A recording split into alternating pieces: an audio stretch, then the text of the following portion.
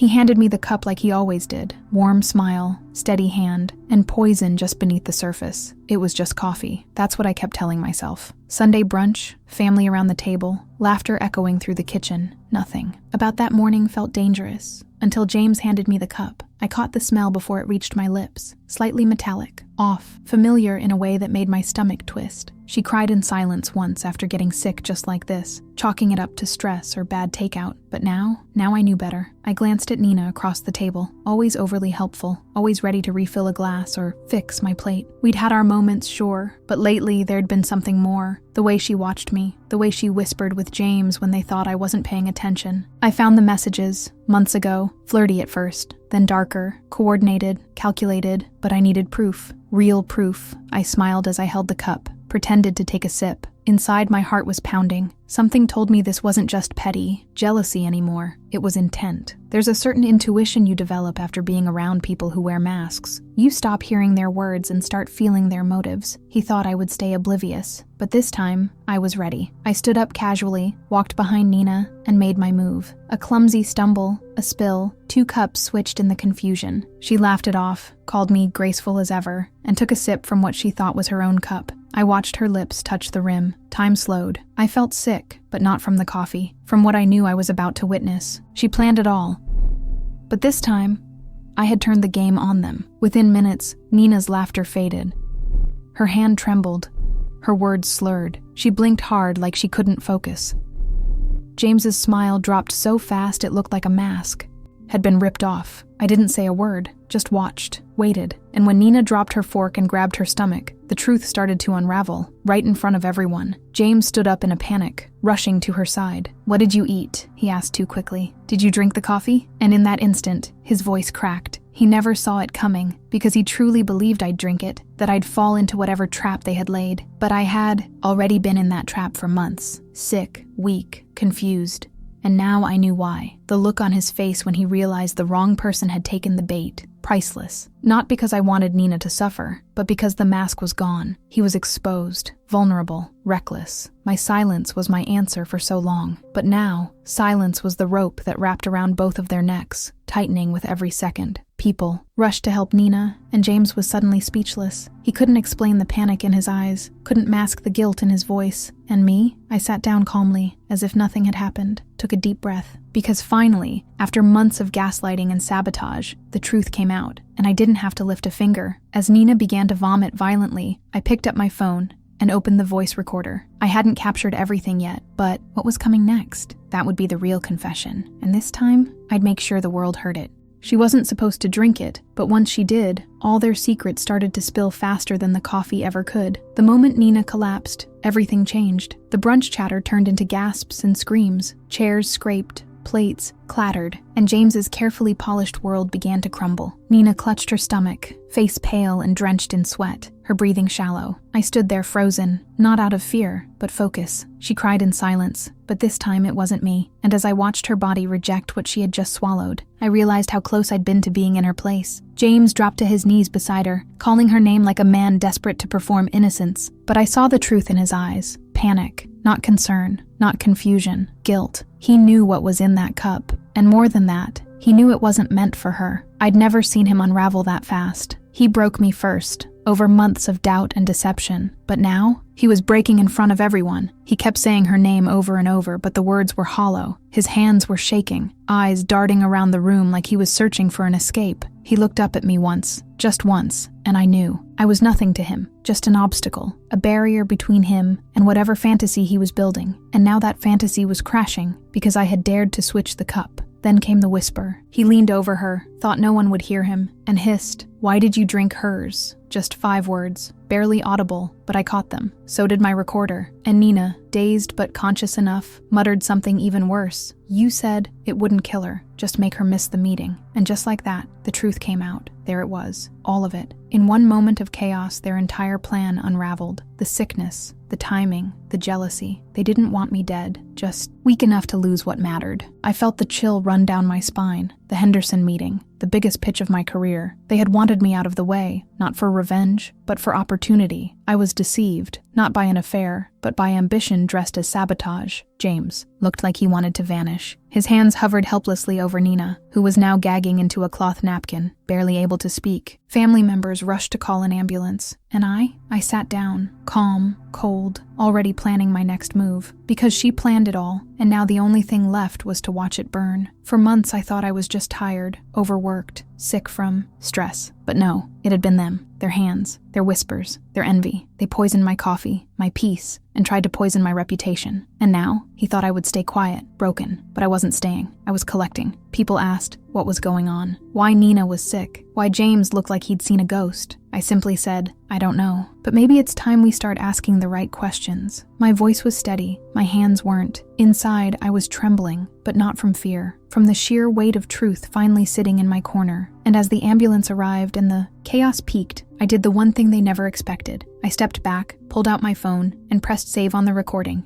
Topic 03, caught red-handed. Some confessions don't come in tears. They come in whispers, caught on tape and too late to take back. I always trusted my instincts, but that day, I trusted something more. Evidence. Cold, undeniable, time-stamped truth. When I opened the voice recording later, my hands trembled. I had captured everything. James's whisper, Nina's groggy confession, the clinking of silverware and soft hum of chaos in the background. That recording wasn't just sound. It was survival. So I showed him the proof. And from that moment on, the mask couldn't come back on. As Nina writhed on the floor, slipping in and out of consciousness, James tried to keep control. She's allergic to dairy, he said, loud enough for everyone to hear. A lie, clear as day. Nina doesn't even like dairy. She drinks almond milk like religion. And now he was panicking, spinning stories in real time, trying to bury the truth with noise. But the truth came out, and it didn't need my help anymore. A cousin grabbed my arm, eyes wide. Is she okay? I nodded slowly. She will be, eventually, because deep down, I knew this wasn't just about recovery. It was about exposure. I had spent months wondering why my body felt off, why fatigue hit like a wave after every family visit. Now it all made sense. I was nothing to him, not a partner, not a wife, just a stepping stone on his career path. I backed away from the scene, phone in hand, heart racing. I sent the file to my cloud immediately, then to my lawyer, then to a second backup drive. I wasn't taking chances. She planned it all, yes, but not this. Not the moment their whispers would become shackles. Because when people betray you, that deliberately, you don't just react, you respond with strategy. Nina, groaning, pulled James toward her, her eyes barely open. You promised. You said it wouldn't hurt this bad. The words fell out like broken glass. Everyone heard it. There was no mistaking it now. This wasn't food poisoning. This wasn't bad luck. This was a plan. Calculated. Cruel. And now completely exposed. He never saw it coming, but I had. James tried to regain control. She's confused. She doesn't know what she's saying, but the room was quiet now, and silence is deadly when you're standing in the middle of your own lie, the same silence he used to manipulate, to gaslight, to deny. But my silence was my answer, and this time,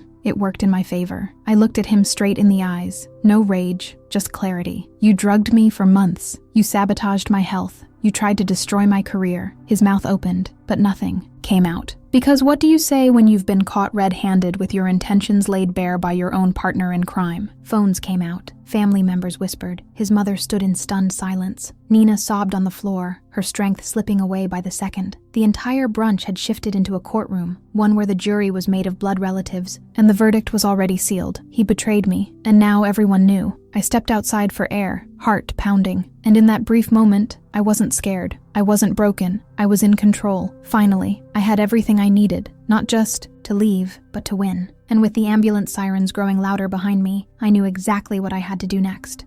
You can lie to people. You can even lie to yourself, but you can't lie to lab results. The emergency room was colder than I remembered. Not the temperature, just the energy. Nurses moved quickly, avoiding eye contact. Doctors murmured in tight circles. The atmosphere was tense, clinical. Nina was taken straight into toxicology. Her pulse was weak, her skin pale, her breathing irregular. I watched from the glass, not as a sister-in-law, but as a witness. And when the lead doctor came out with a clipboard in hand, I already knew what he was going to say. The truth came out, now dressed in charts and numbers. He said the toxins in her blood weren't natural. Not something you'd find in a typical home, he explained. Definitely not foodborne. We're running deeper panels, but it looks intentional. I nodded, quietly. My body didn't react. No gasp, no shock. I'd felt it in my gut long before it reached their machines. I was deceived, but not anymore. Now the science was on my side. That's when I opened the folder on my phone. Screenshots, notes, voice memos, every symptom I'd tracked, every suspicious incident I documented. I handed it all to the attending nurse, who promised to send it directly to the hospital's risk and security team. Then I called Detective Mendoza and said, "It's time." She arrived within the hour. The detective listened quietly as I played the recordings again. She didn't interrupt, just took notes. When it ended, she looked me straight in the eyes and said, "You just handed me a case, a real one." Her tone was sharp,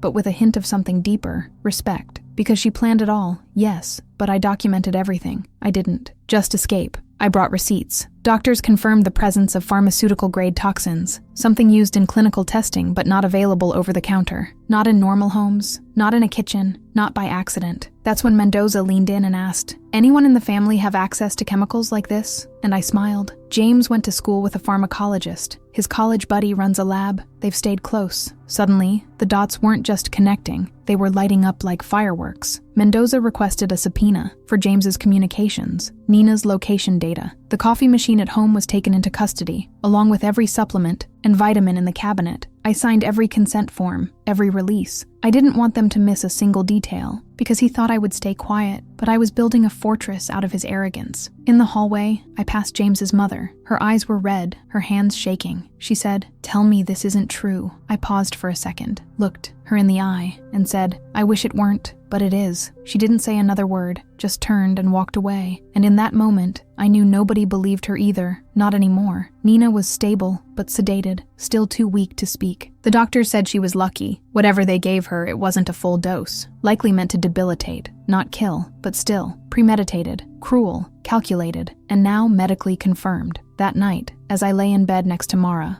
holding her close, I felt something I hadn't in months. Not peace, not yet, but power. My silence was my answer, but now my evidence was my armor. And as I waited for the formal charges, I thought to myself, if they wanted to poison my future, they forgot who they were dealing with.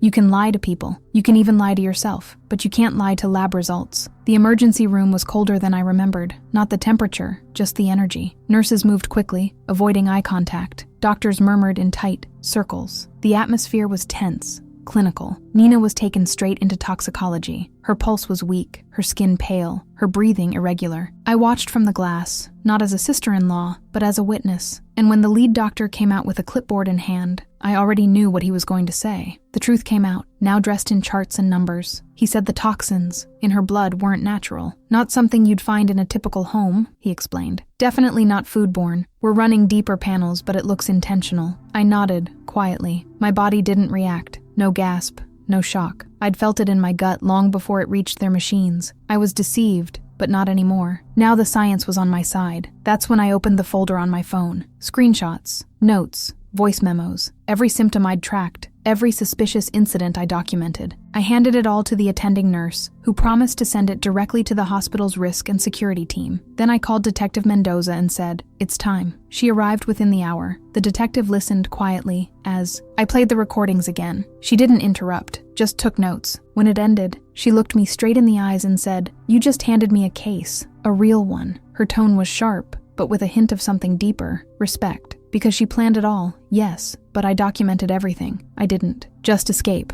I brought receipts. Doctors confirmed the presence of pharmaceutical-grade toxins, something used in clinical testing but not available over the counter. Not in normal homes, not in a kitchen, not by accident. That's when Mendoza leaned in and asked, "Anyone in the family have access to chemicals like this?" And I smiled. James went to school with a pharmacologist. His college buddy runs a lab. They've stayed close. Suddenly, the dots weren't just connecting, they were lighting up like fireworks. Mendoza requested a subpoena for James's communications, Nina's location data. The coffee machine at home was taken into custody, along with every supplement and vitamin in the cabinet. I signed every consent form, every release. I didn't want them to miss a single detail, because he thought I would stay quiet, but I was building a fortress out of his arrogance. In the hallway, I passed James's mother. Her eyes were red, her hands shaking. She said, "Tell me this isn't true." I paused for a second, looked her in the eye, and said, "I wish it weren't, but it is. She didn't say another word, just turned and walked away. And in that moment, I knew nobody believed her either. Not anymore. Nina was stable, but sedated, still too weak to speak. The doctor said she was lucky. Whatever they gave her, it wasn't a full dose. Likely meant to debilitate, not kill, but still. Premeditated, cruel, calculated, and now medically confirmed. That night, as I lay in bed next to Mara, holding her close, I felt something I hadn't in months. Not peace, not yet, but power. My silence was my answer, but now my evidence was my armor. And as I waited for the formal charges, I thought to myself, if they wanted to poison my future, they forgot who they were dealing with.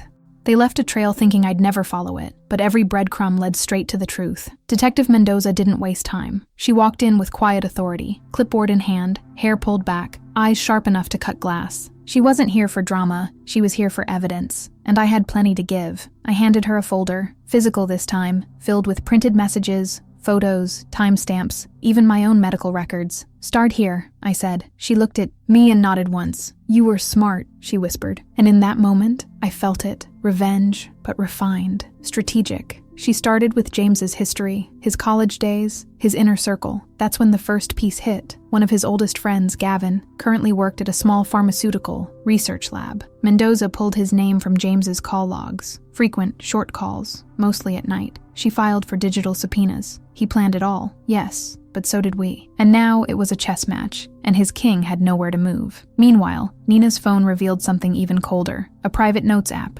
Locked, but not encrypted enough. Inside, symptom logs. Fatigue spike after Tuesday's brunch. Tremors more visible during client dinner. Need stronger dose before Thursday pitch. She had documented my suffering like a science experiment. She exposed him, but also exposed herself, without even realizing it. Mendoza's team traced the compound found in Nina's blood to a rare research toxin used in neurological studies. Not accessible to the public, not available online, but guess who had access? Gavin, James's college roommate. Further digging uncovered that Gavin had recently misplaced a small sample. No documentation, no questions, just vanished from inventory. Until now, the dosage pattern matched everything I'd felt over the last 6 months, from migraines to nausea to sudden cognitive fog, and the timing, impeccable, always before major meetings, always when I was on the verge of something important. He thought I would stay small, distracted, sick enough to stall, but not strong enough to fight. But he miscalculated, because I kept every receipt under emails between James and Nina were partially deleted, but nothing ever disappears entirely. The tech team retrieved fragments that confirmed intent. Words like timing, Henderson, and guarantee she's me, not up for it, painted a picture no one could deny. It wasn't just betrayal, it was conspiracy. I was deceived, but now they were outmaneuvered.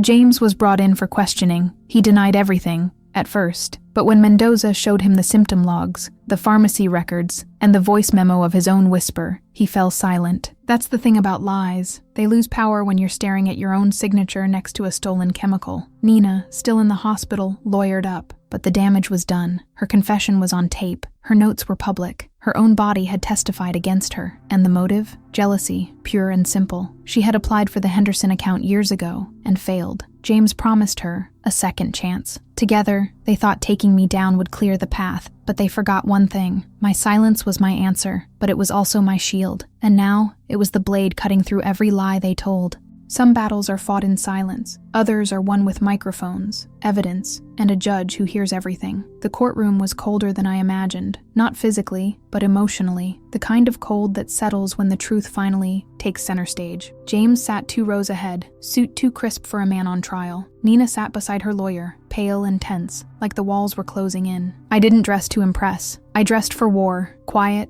confident, collected. Because this wasn't about image anymore. It was about facts. And the truth came out. Loud, clear, undeniable. The prosecutor began with the recordings, played them on full volume. James's whisper, Nina's slip, their plan, unedited. Then came the texts, the emails, the symptom logs. Every piece layered with precision, like a puzzle snapping into place. I watched the jury's faces. First disbelief, then disgust, then something colder, conviction. He thought I would stay weak, unsure, too emotional to fight, but he underestimated the strength of a woman with nothing left to lose. My lawyer stood tall when it was my turn. We didn't need theatrics. We had timestamps, lab reports, witnesses, the doctor's testimony about the rare compounds in Nina's blood, the pharmacist's statement about the missing samples, even Gavin's reluctant confirmation that James had asked about neurological fatigue agents. That alone made the courtroom gasp. When I took the stand, I didn't cry. I didn't break. I told the story like it was someone else's, but every word was mine. I spoke of the nausea, the migraines, the confusion. I explained how I was deceived, not by strangers, but by the people I made coffee for, sat next to at family dinners, trusted, and how that betrayal wasn't just personal, it was strategic. Stories of betrayal aren't always romantic. Sometimes they're career moves wrapped in poison. Nina's defense tried to claim stress, denied intent, said she was under pressure, but her own words destroyed her. The symptom log was labeled Operation C. That stood for me, Christina, her handwriting, her terms, her plan. She planned it all, thinking I'd never notice, thinking I'd never fight back. The verdict came fast. Guilty on all counts. Attempted murder, conspiracy, malicious intent. James didn't look at me once. Nina sobbed as the sentence was read, and I sat there, still, because this wasn't celebration. It was closure. He broke me first, but I rebuilt myself in ways they never imagined. Stronger, smarter, unshakable. After the trial, a reporter approached me outside the courthouse. "Do you feel justice was served?" I looked her straight in the eye and said, "I don't feel anything for them, but I feel everything for the version of me who almost drank that coffee. That's who I showed up for. That's who I fought for." People clapped. Some cried, but I didn't need applause. I just needed the silence that came afterward, the calm, the knowing. My silence was my answer, and it had carried me all the way to this courtroom, where their lies ended and my life truly began. And as I stepped off the courthouse steps that day, I knew they tried to end me, but all they did was set the stage for what came next.